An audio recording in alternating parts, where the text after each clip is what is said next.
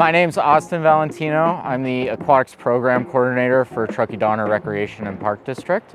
Our life jacket program was generously provided by a grant through the California Department of Boating and Waterways and another organization based out of Florida. The loaner program basically just provides free access to life jackets here at the Donner Lake Boat Launch Facility and at Shoreline Park. The life jackets are free and available to grab, and we just ask you to return them when you're done with them. It's important to use a life jacket up here in Donner Lake. You're dealing with some conditions that you may not be used to if you're visiting from out of town.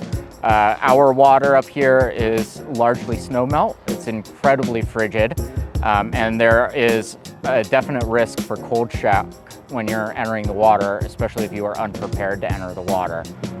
A majority of the drownings that occur in open water happen when a person was not wearing a life jacket and they may have had a life jacket on their boat.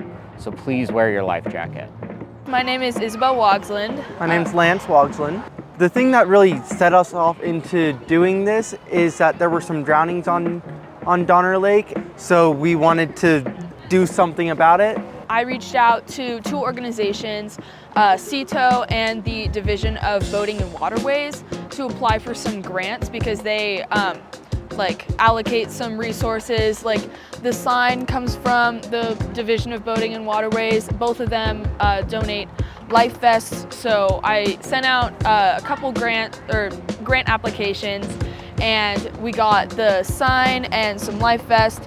The green and the red ones are from the Division of Boating and Waterways, and the yellow ones are from CETO. Yeah, I also just really love this lake, and I want to see it used, and I want to see it used safely. So. Yeah. And then again, just a huge thank you to TDRPD and Angelo, Chase, the maintenance staff, who just helped make this happen and helped me have an opportunity to impact my community in a positive way.